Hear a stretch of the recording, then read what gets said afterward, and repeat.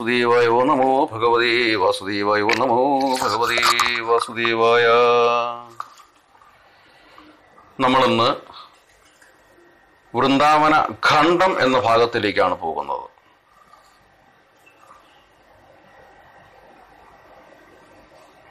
വൃന്ദാവന ഗമനം അമ്പാടിയിൽ അടിക്കടി സംഭവിച്ചുകൊണ്ടിരിക്കുന്ന അത്യാഹിതങ്ങൾ കണ്ടിട്ട് നന്ദഗോപർ, ഉപനന്ദന്മാർ, നവനന്ദന്മാർ, വൃഷഭാനുക്കൾ, മറ്റു വൃദ്ധഗോപന്മാർ മുതലായവർ സമ്മേളിച്ച ഒരവസരത്തിൽ ഒരു വൃദ്ധഗോപൻ രാമകൃഷ്ണന്മാരെ എടുത്ത് മടിയിൽ വെച്ചുകൊണ്ട് നന്ദരാജനോട് പറഞ്ഞു, നാം ഈ സ്ഥലം വിട്ട് മറ്റൊരിടത്തേക്ക് പോകുക.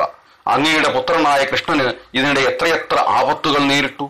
ആദ്യം ഒരു രാക്ഷസി, പിന്നീട് വണ്ടി മറിഞ്ഞ് മേൽവീണതും ചുഴലിക്കാറ്റെടുത്തു കൊണ്ടുപോയതും 2 വൻവൃക്ഷങ്ങൾ കടപുഴകി അവന്റെ സമീപം വീണതും നാം കണ്ടതാണല്ലോ.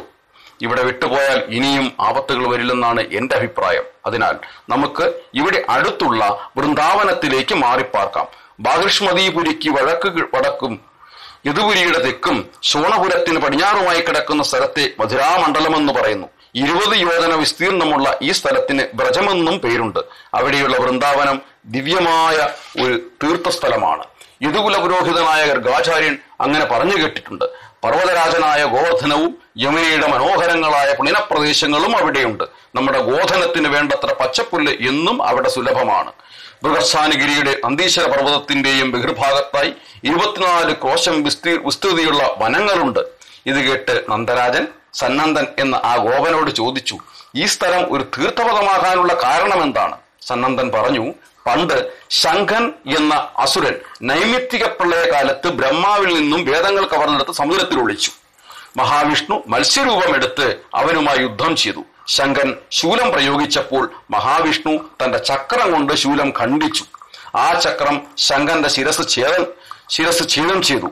വേദങ്ങളെ ബ്രഹ്മാവിനെ ഏൽപ്പിച്ചു കൊടുത്തു. ദേവഗണങ്ങളോടുകൂടി യാഗമനുഷ്ഠിച്ച് പ്രയാഗയെ തീർത്ഥരാജനായി അഭിഷേകം ചെയ്തു. തീർത്ഥരാജന് ജംബുദ്വീപത്തിലുള്ള എല്ലാ തീർത്ഥങ്ങളും കപ്പം കൊടുത്തു. കലഹപ്രിയനായ നാരദ മഹർഷി അപ്പോഴേക്കും അവിടെ എത്തി. എല്ലാ തീർത്ഥങ്ങളിലും വെച്ച് ശ്രേഷ്ഠമായ മഹാവിഷ്ണു തീർത്ഥരാജനായി അഭിഷേകം ചെയ്തിട്ടും വൃന്ദാവന തീർത്ഥങ്ങൾ ഇവിടെ വന്ന് കാണുന്നില്ലല്ലോ എന്ന് മഹർഷി തീർത്ഥരാജനോട് പറഞ്ഞു.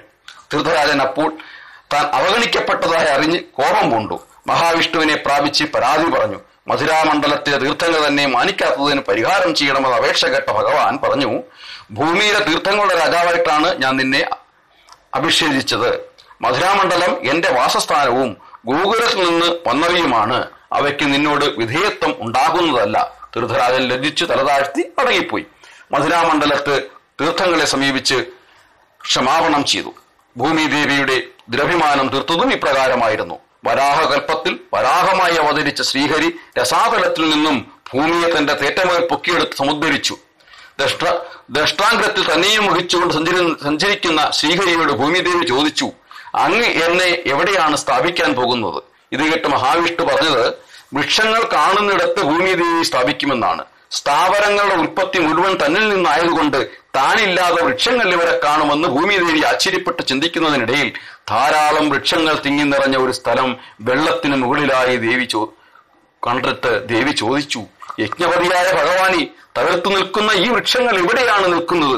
ഭഗവാൻ പറഞ്ഞു, ഹേ സുന്ദരി, ഗോകുലത്തിന്റെ മഹാഭാഗമായ മധുരാമണ്ഡലത്തിലാണ് ഇത് കാണുന്നത്. പ്രളയത്തിലും ഇതിന് നാശമില്ല. ഇത് കേട്ട് ഭൂമിദേവിയുടെ ഗർവ് നശിച്ചു. വ്രജമണ്ഡലം ഗോലോകത്തിന്റെ ഒരു ഭാഗമാണെന്ന് അങ്ങ് ധരിച്ചുകൊള്ളുക. ഓം നമോ ഭഗവതേ വാസുദേവായ. ഓം നമോ ഭഗവതേ വാസുദേവായ. ഓം നമോ ഭഗവതേ വാസുദേവ